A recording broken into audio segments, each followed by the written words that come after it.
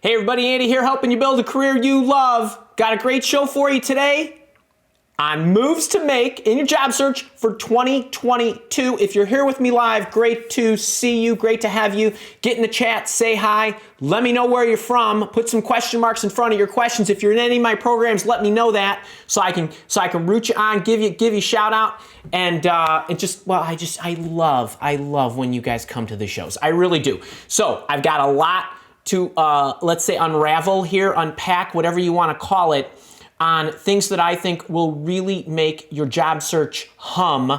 And most of these are tried and true, but you especially need to do these now in 2022. Every year in December, I like to do a show like this. As a matter of fact, we're doing this live on a Wednesday. You might be watching it on a different day of the week, maybe a Tuesday, but I did this on the same day last year. Similar kind of an annual moves to make. It was a smash. I'm going to be doing them every year, and this is 2021 rolling into 2022. So what's today going to be about? Well, I'm going to break down some ways I want you to think about your job search. And we're gonna use a little bit of the Socratic method on ourselves, but I'm gonna teach you the questions to ask yourself as you get ready to go into the job search and along the way, and the things that you think about, and then the tact and how to prepare for some of the major steps, like getting yourself ready and self-aware, bringing yourself to market, and actually tips on interviewing. So we're gonna hit all of that. There's a lot to roll through. So if you have been following this week, it's now on a Wednesday. On Sunday, I released a video on how to start your job search in the right place. I wrote you an email lesson. There was a video I put out on YouTube. On Monday, I had a networking video and some concepts on networking. And yesterday, I had some concepts on interviewing and also a video on how to ask questions to assess an employer's behavior. I hope you saw all that, because that's the pre-work for a lot of what we're going to go through today. But I'll drive more of that home. The other thing, if you have not grabbed this absolutely wonderful free, right there it says free guide that I put together many years ago. It's my 10 by 10 job search formula, because it's a great place to start. I address the 10 major aspects of a job search, and I want you to make sure that you are in order. You can do a job search diagnostic. You can actually see where you are, what the major mistakes are that people make, but also what my pro tips are. And I love it so much, and I want you to have it so much that I actually want to show you what's inside of it, just because people, I work hard on these things. I want you to take them and benefit from them. But this is, I go through the different areas of self-assessment, investigation, marketing, pitching yourself, searching, networking, preparing, interviewing, continuing on the process, and negotiating. I also go through, based on each area, what the biggest mistakes are that people make and what the pro tips are. So make sure to grab this. It's free. You get the idea, but I want you to have it. It's a great place to see where you need to bolster pieces of your job search. Now, I want to get into the lesson. I got a bunch of note cards today because there is a lot to unpack. And I want to start with the first step that I think, I don't know, I know I talk a lot about self-awareness, and that I want you to be self-aware of what you want. And that's important. And we're going to talk a little bit about that. But I also want you to know, and I want to drive this home right out of the chute. Self-aware people, successful people, they plan to succeed. This may sound trite, but most people fail because they don't plan to succeed, or they don't do as well because they don't plan to succeed. And what are we talking about here? Well, when you think about your job search. Now, I know some of you are out there going, Andy, I just want a job, man. I just need to put food on the table. And I get it, okay? So I'm a practical person too. But I genuinely feel that you will have better results if you sincerely believe that you will succeed. This will work out. I will win, right? It will go right. I will have multiple job offers, right? I will need to choose from multiple job offers, right? Say it with me. Can I get you a hey in the chat? I will succeed. I will have to choose. I will get multiple job offers, and Socratic method to get your mind starting in the right place. And I'll talk about why we want to look at things this way. But think about this. I will need to choose. So when I do, what will I need to know when I choose? Do you ask yourself this? Do you ask yourself these kinds of questions so that you know where you want to go and what you need? Now, I don't know if you read my Out of Reach but Insight book, and I talk about we're going to get a lot farther in our lives based on the questions we ask ourselves rather than the answers we give ourselves. Okay, so I want you to just think about this. How many of you ask yourself questions like this as you get ready to plan? Give me a hey in the chat if you do. Yes, I ask myself these questions, but I'm guessing a lot of you don't. I'm guessing a lot of you don't even think about it like this, right? So what will I need to know? Now, you might be saying, well, Andy, hang on a second. How am I supposed to know what I need to know? Well, why don't we start with something I know all of you have, which is instinct, right? And maybe I want to give you an example from my executive recruiter life to get you thinking about what I mean. And it is a known fact, by the way, science has proven this, that even if you don't know the steps and mechanics and the things to do, if you know the destination you want to get to, you will get there.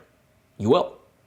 And I had this client probably maybe this might be about 8 years ago. And awesome client, very large organization, one of the largest privately held companies in the world in the food and beverage industry. I had an HR business partner. That was her role, Erica. Fantastic client. And her job was to make sure that everybody in that IT unit that supported that organization at the headquarters, that she recruited right, they interviewed well, they hired the right people. Once they were hired, she worked with them on their career development plans and all that good stuff. Okay, she was designated. She was my counterpart. And they were having a rough time with recruitment. They enlisted our services. We built a great relationship. And she asked me, and she said, Andy, hey, would you come in and would you teach everybody how to interview? Because we're having a really tough time. I got to chase these guys down for feedback. I don't know that they know how to interview. I'm not sure how to teach them what they need to know. I said, hang on a second.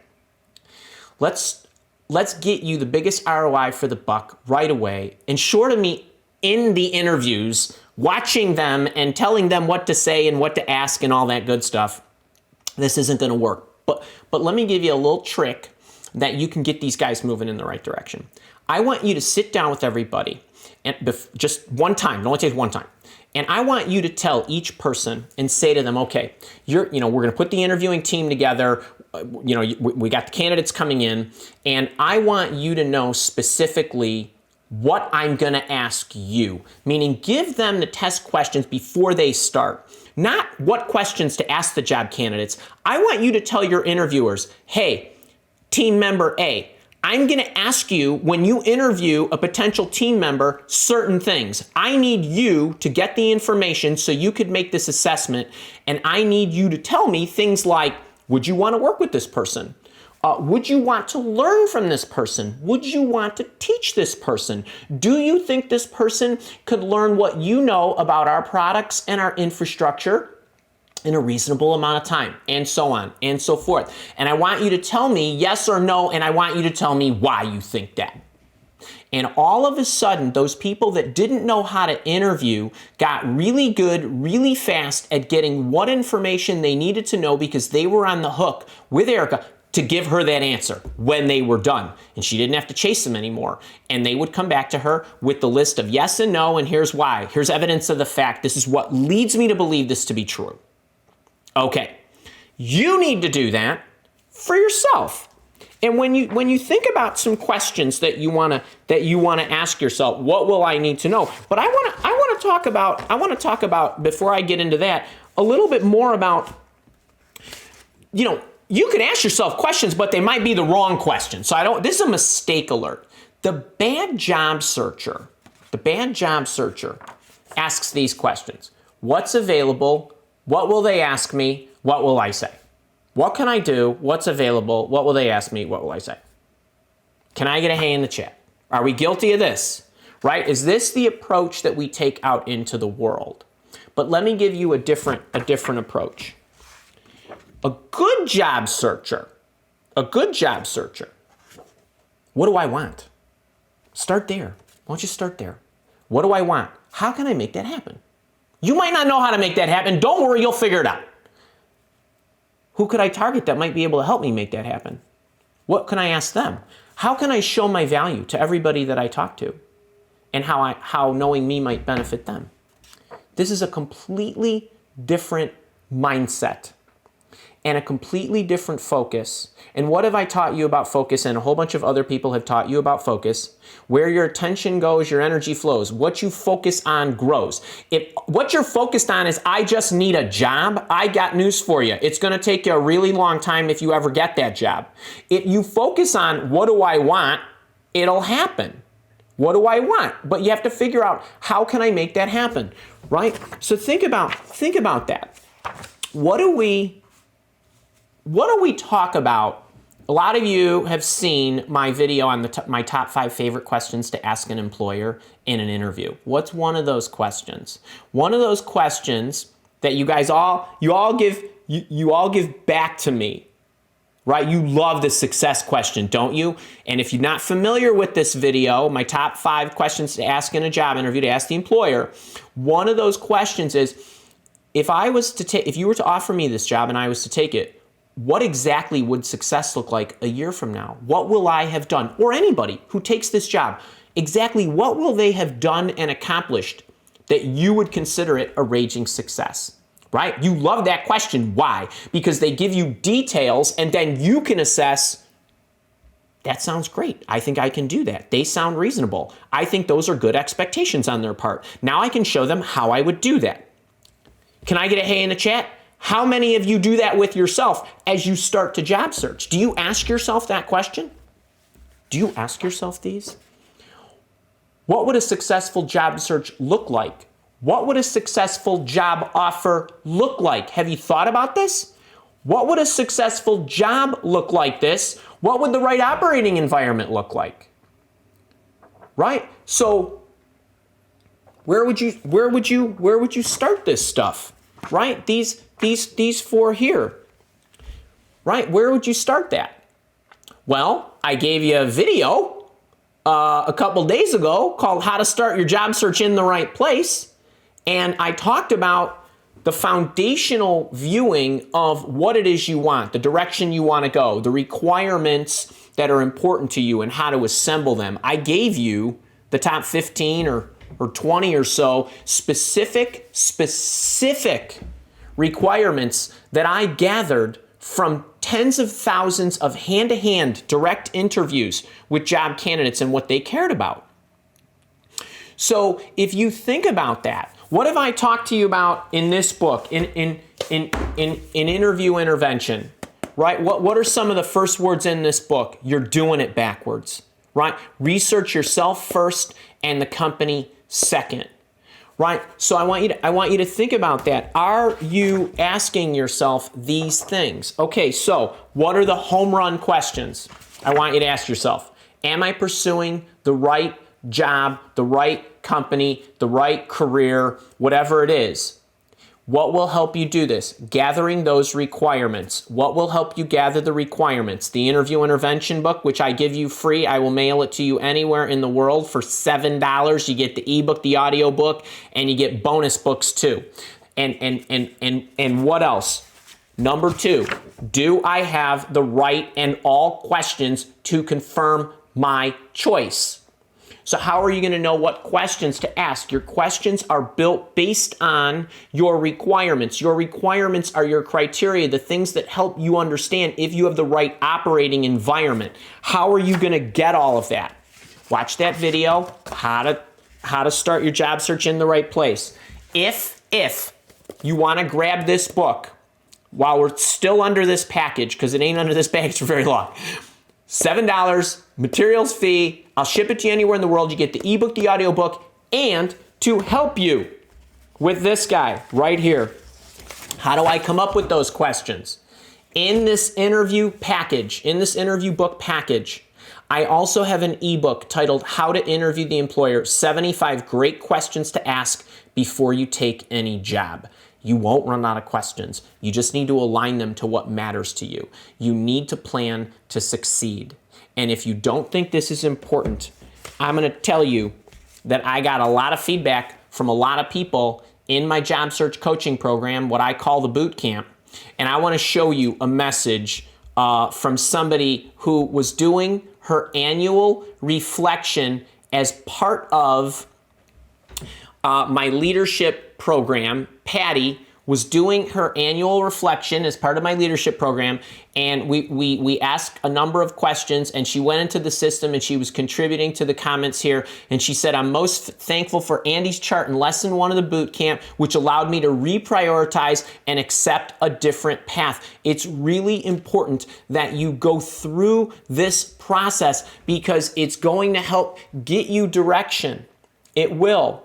It will. And if you need additional help, if you are taking advantage of my free stuff, then I would start with how to start my job search in the right place.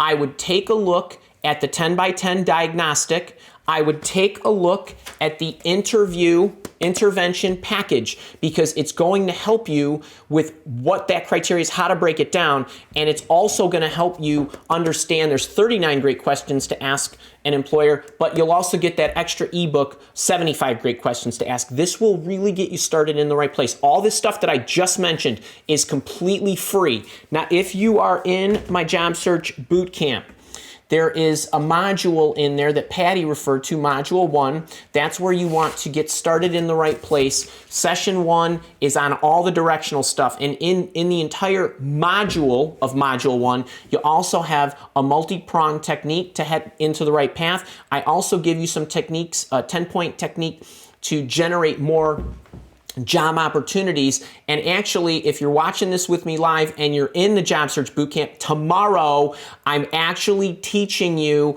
a 10-point lesson on directional stuff. It is a absolute sensational work plan that I'm going to be giving to you that I have not taught before. But people who are not sure about their direction, people who are coming out of college, people who are changing their careers, and even if you're just changing companies, you will absolutely love it. So those are some additional assets. And then to round out point 1, I did mention Erica and how I was helping her help her interviewers interview better. If you are interested in the hiring prophecies, you can grab it on Amazon. But if you are in my leadership coaching program, so you leaders, I know I'm throwing a lot at you, but I want you guys to know what's free. This is, if you chip in a couple of bucks for this, you get a signed hardbound from me. I'll mail it to you anywhere in the world. And if you're not sure how to get this because it's a private access, email support@milewalk.com and we'll send you the book.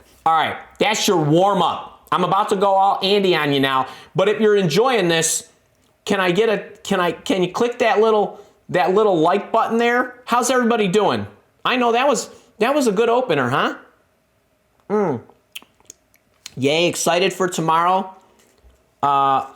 Lighting. Wait, I'm just looking through the chat real quick because I want to take a sip of this tea.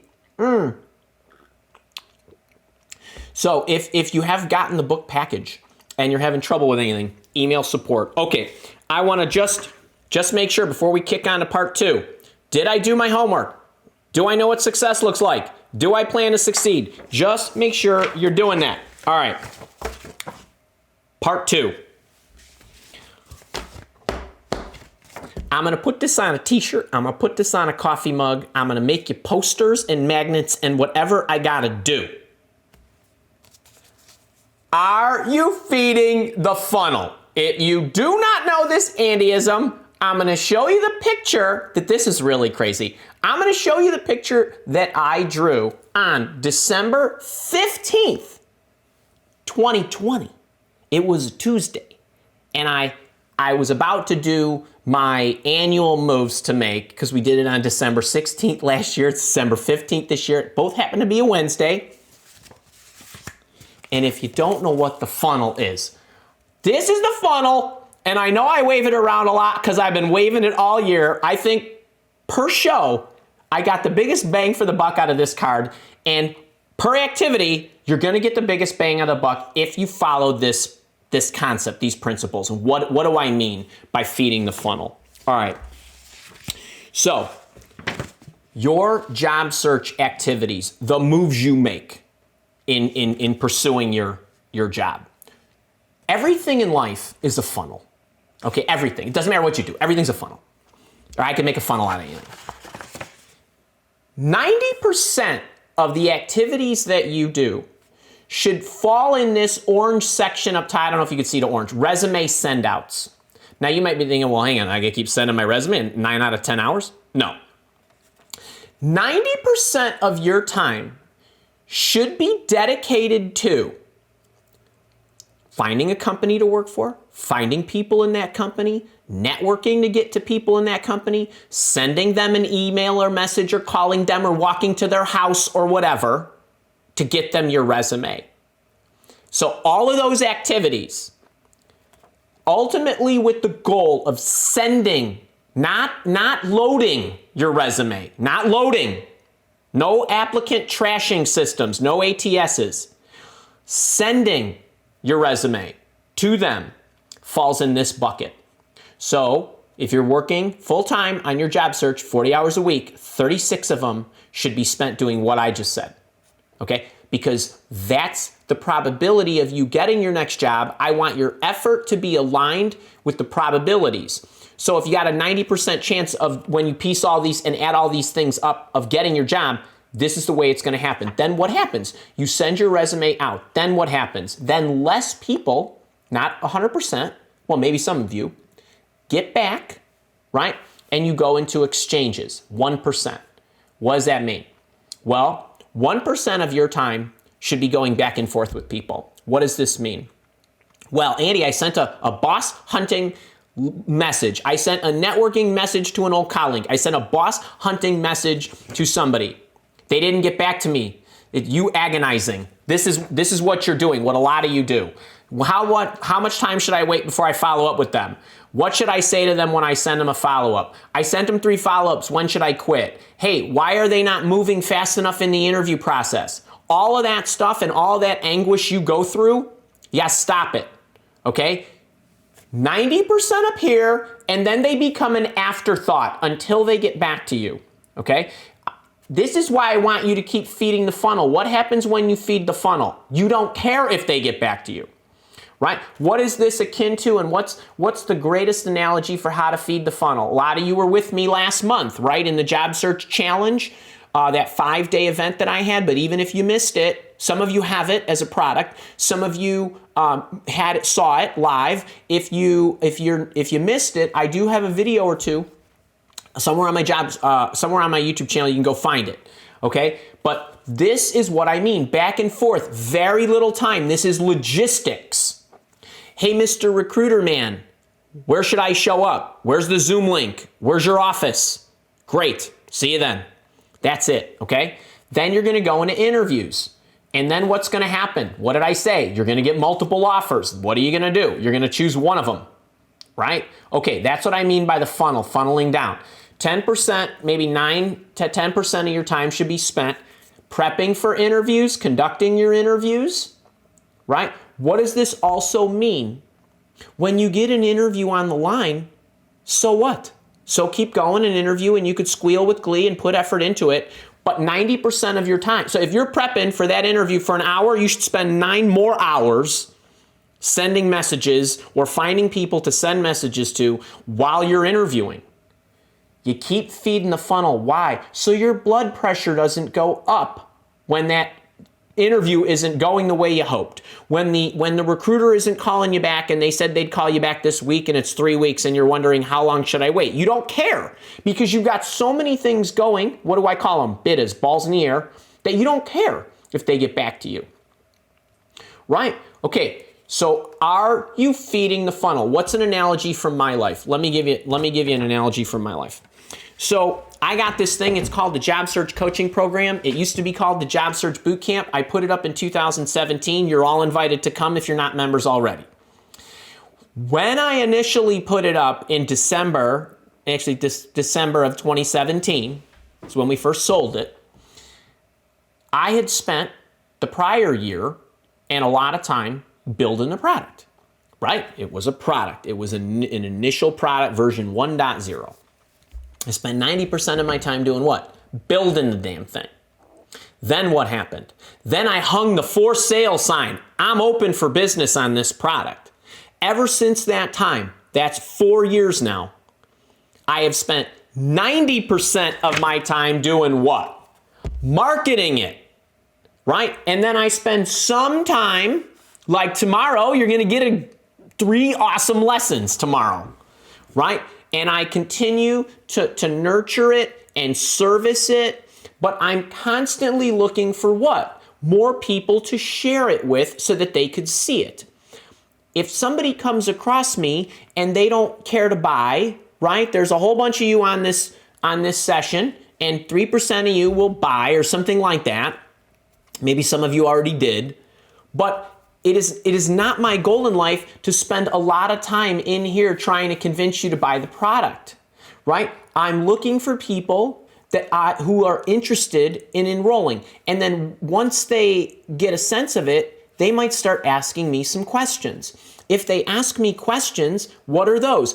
Buying signs. What do? I answer the questions, right? Just like you in an interview. But what do I not do? I don't keep chasing them and saying, do you want to buy? Do you want to buy? Do you want to buy? Where are you? I answered all those questions. What else don't I do? I don't answer the same question twice. Okay, so if you want to go back and forth with me, what do? You got a new question? Wonderful, I'll answer that. For as long as it takes you to get comfortable. Those are buying signals. That's different. You need to be able to differentiate this. Your buying signals are all done in the interviewing. Okay, so keep this in mind. The world is abundant. There are employers out there that are falling all over themselves, that would fall all over themselves to get you to work there. Your problem isn't that you're not good enough. Your problem is you're not spending enough time looking for them. Okay, so take a page out of my book. Do it. Feed the funnel. Okay, so what are the questions that I want to ask you about the funnel? I want you to ask yourself, am I spending enough time generating new leads? Right? Are you feeding the funnel enough? What else don't I want you to do? I want you to make sure you're not doing this. Am I wasting time and energy in follow-ups and in the applicant trashing system? Bad, bad, bad. Wait, don't get me wrong. There's nothing wrong with prudent follow-ups. But the salesperson who keeps emailing me about whether I want to try their app or do a collab with them that sent me the 4th email, even the 2nd email, I'm never going to get back to them. And no amount of pokes at me are going to make me move faster at all. And if anything, it's going to turn me off. Okay? So keep that in mind. So number two, make sure you're feeding the funnel. And if you're in my job search coaching program, you have a picture of the funnel in the Boss Hunting Bible, among other places. Okay, that is number 2. All right, I just want to make sure I got my cards here in order. What's next? Number 3. Actually, wait, before I go to number 2, I want to show you a few people that I just absolutely enjoyed getting these the other day. If you don't think this works, and if you're wondering whether it works, this is Rachel. I just sent 3 boss hunting letters today for the target companies. I wanted to network people here in Germany. Messages were sent today, got 2 responses on the same day. Isn't it crazy? This is the kind of stuff that happens when you feed the funnel. I've got another one. Salma, I think, sent me this yesterday. I think I got this, or maybe it was the day before. I have a few updates. She and I talked a couple of weeks ago. Your boss hunting tips are awesome. I have sent out 5 emails, top 5 companies. I have 3 interviews. That's amazing. So this is a testament for why I want you to feed the funnel. Nothing can happen if you're sitting behind the desk doing nothing. Rarely anything will happen if all you're doing is sitting in front of the computer screen, putting your resume into the applicant tracking system. Serendipity will happen. Possibilities will happen if you are out and in motion and sending those things out into the world. Please, please, I could go all day with messages like this from the system or in my email inbox of people that were reluctant. I get people saying, oh, this sounds like false flattery, this sounds like this and that. It's total nonsense, okay? I've got entirely too much evidence to prove that this stuff works, all right? So I hope you take that to heart. All right, I'm gonna go to number 3. Do I have my sales pitches down stone? I mean icy cold. What are my sales pitches?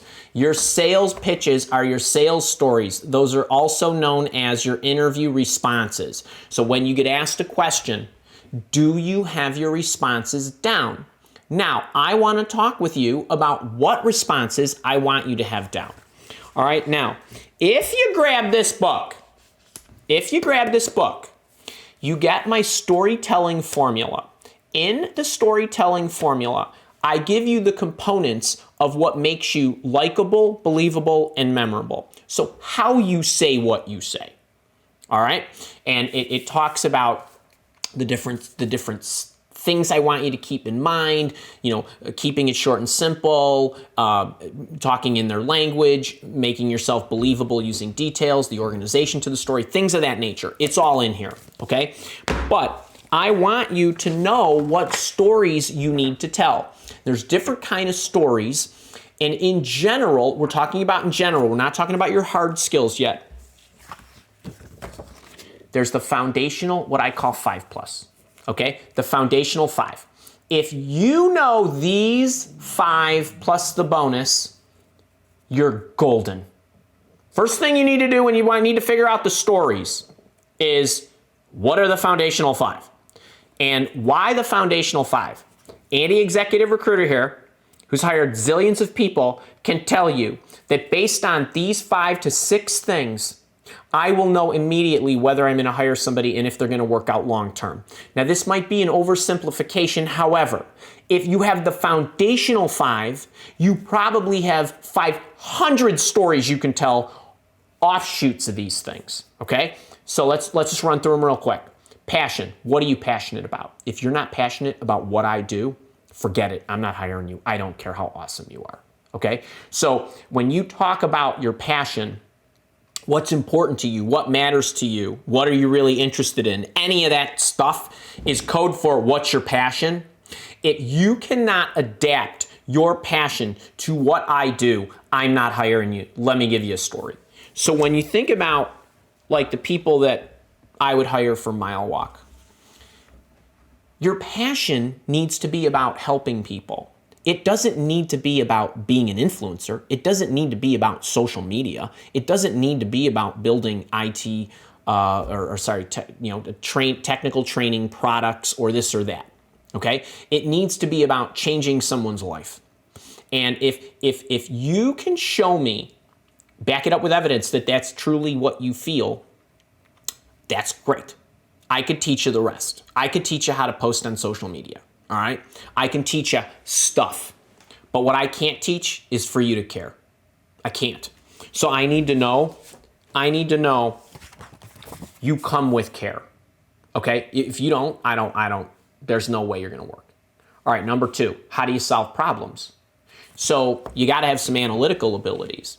Now, the problem story to tell me, the closer you can get to how you solved the problem, that is some problem I have that I would need you to solve, the better your story is going to resonate. So now, if you come to me and you say, well, Andy, I already solved the problem of how you can get more exposure to individuals who might enroll in your product, I'd say, tell me how you solved that problem.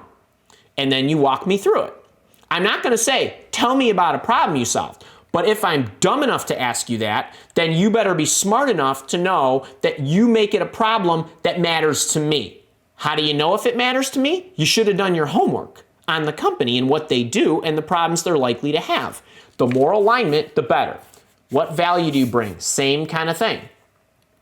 I can help you increase your revenue. I can help you get more followers on social media faster for no cost, without advertisements, whatever, right? Like, what value do you bring? Now, if you're not sure about value, there's a video somewhere out on my YouTube channel about 8 great ways to prove your value to an employer. Go check that out. All right, development of people. I don't care I don't care if you're 21 and a half years old and you're just getting out of college. How do you shape the people around you? You senior exec? How do you motivate and manage your folks? You're just an individual contributor? How do you influence your customers, your teammates, your whatever? How do you develop people? What do you do? How do you serve customers? Number 5, you all have customers. They might not pay for products or services at your organization, but you serve them. I serve you. Some of you pay and I serve you, and some of you don't pay and I serve you. My community, your community, could be your team, could be your internal customer, right? Could be your networking group. How do you serve? You better serve. We all serve. Okay? And then mistake. How'd you respond? What'd you do? Tell me about a mistake that shaped your life. Okay? I don't really care that you made a mistake, because you should be able to think of one. If I probably will ask you in an interview, what mistake did you make yesterday? How about the day before? You got these, all right? I want to see what you did with your mistake. I got one of my today's line to live by quotes out there. The difference between good and great is what you did with your mistake. Okay, so think about that. Employers know you made mistakes. I have a video out there too about, hey, tell me about a time when, your greatest failure. All that stuff falls under here, okay, mistake. It isn't that if you don't make mistakes, you ain't doing anything, right? Okay, so these are the foundational 5+, really the foundational 6. You gotta have these. You gotta have them, okay? That's the first thing. Second thing is, do you have the popular questions down cold? Okay, what are the popular questions? Well, there's a lot of popular questions. But again, if you would please take the free book offer, in here, there's a chapter. It's called my Silver Bullet Interview Chapter. It's got the 14 most effective job interview questions that an employer can ask you to get about 90% of what they need to know about you.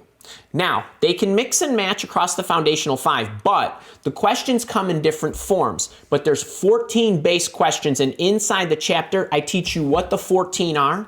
I teach you 43 variations of that. So it's really 43. I teach you why they're asked, what the employer is looking for, and the very best response to each of them, and how to package them. Okay, so those are the popular ones. Why did you leave your current company? Why are you open to leaving? Why do you want to come here? What value can you bring?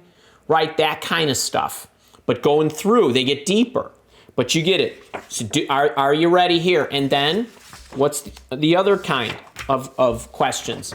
Do I have my outlines for situational questions? What's a situational question? A situational question is just like it sounds. I have this situation. It's a scenario. It's in the future. I have this customer. She's a pain in my butt. She's always complaining about this. What would you do? That's a situation. Or I would like you to tell me how you're going to build out my sales team, because you're the VP of sales I'm looking to recruit, and I want to know how you're going to build out that team. You're the IT project manager that I want to hire to run my customer relationship management new system implementation. Can you walk me through how you would do that?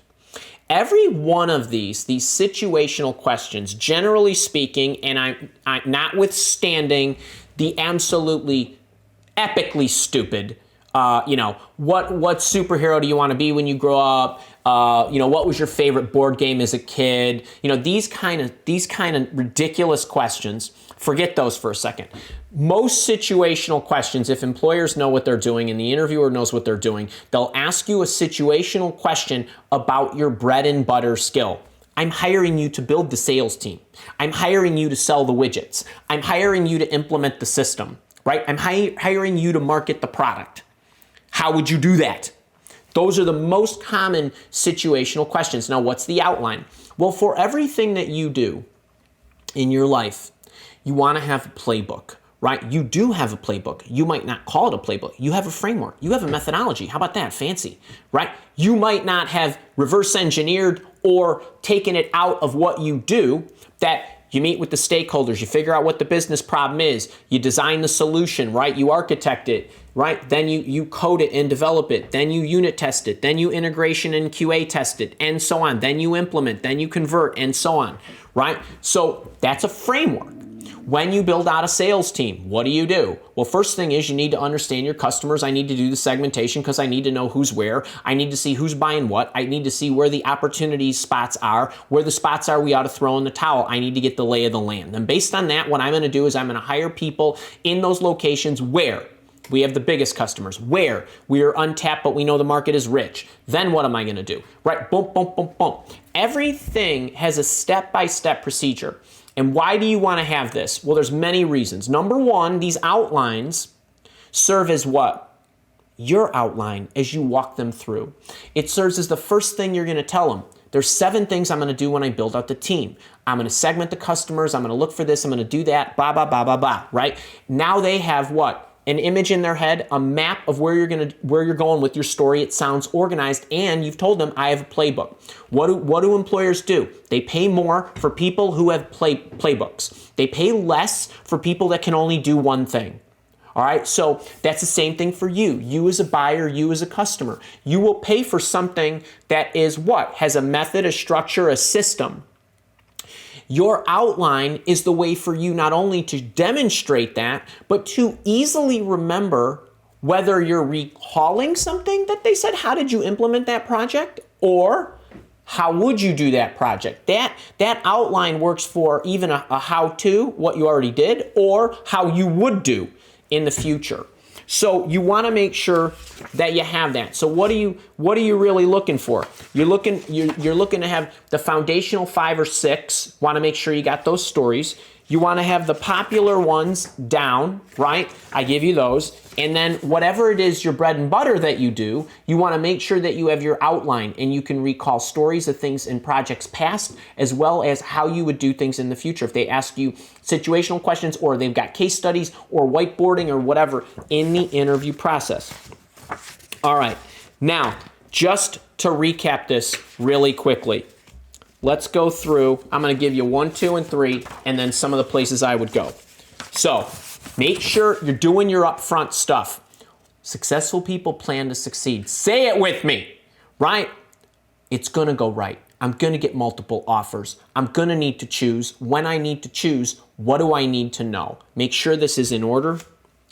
Make sure you're feeding the funnel. Don't stop. Don't stop until you're inked on the bottom. I mean, it's like signed on the bottom line. All right, and then making sure that you got all these guys, okay? All your interviewing style of questions. Make sure you grab this guy, okay? It's free. Make sure you grab this guy. It's just a few bucks. And if you want to get this on your own, great. If you're in my leadership coaching program, you're the only ones that have access to these signed hardbounds, plus the digitals and the audios and those other things too. So grab the hiring prophecies too. And I think that'll get you set for 2022. So I hope you enjoyed that. If you did, make sure to share this. Make sure you're subscribed to the channel. Please click that you liked it. And if you're here with me live, I'm going to go into the Q&A. If you are watching this on the recording, lots of luck in your search and in life in 2022.